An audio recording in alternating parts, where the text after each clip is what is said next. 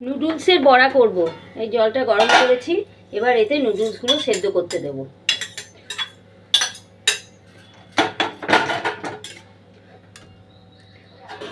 সেদ্ধ হোক একটুখানি, সেদ্ধ করে নিয়েছি। এবার এতে লবণ দিলাম, হলুদ দিলাম, পেঁয়াজ কুচি দিয়ে দিলাম, লঙ্কা কুচি দিয়ে দিলাম, ধনে গুঁড়ো 1 চামচ দিলাম, জিরে গুঁড়ো 1 চামচ, বেসন 4 চামচ মতন, আর 2 চামচ চালের গুঁড়ি দিলাম। দিয়ে এটাকে ভালো করে মেখে নেব, দিয়ে বড়ার আকারে শেপ দিয়ে ভেজে নেব। সামান্য একটু জলে ছিটে দিয়ে এটাকে ভালো করে চটকে মেখে নিলাম। এবার এগুলোকে ভালো করে চটকে মেখে নিলাম। এবার এগুলোকে বড়ার আকারে শেপ দেব।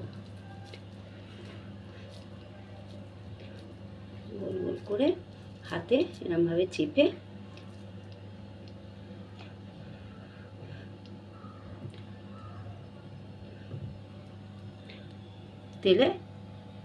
তেল তেতে গেছে, দিয়ে দিলাম।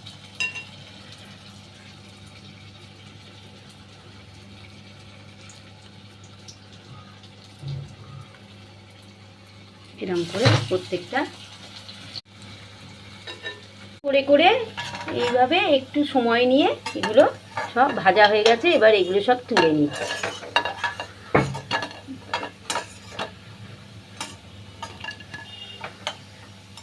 এক খেপ হলো, একটু সময় লাগছে আর কি। কম আঁচ করে একদম ভাজলে মুচমুচে হবে। দিয়ে আবার আর এক খেপ ভাজতে দিচ্ছি এইভাবে।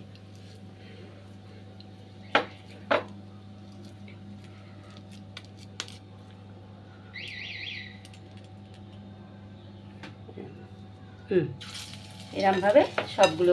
রেসিপিটা তৈরি হয়ে গেছে, সবকটা লাল লাল করে ভেজে নিয়েছি এবং সার্ভ করে দিয়েছি।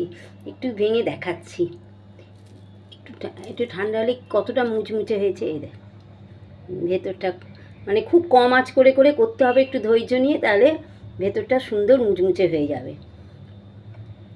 বিকেলবেলা স্ন্যাক্স হিসেবে এটা করে আপনারা খাবেন এবং কেমন হয়েছে কমেন্টে আমাকে জানাবেন।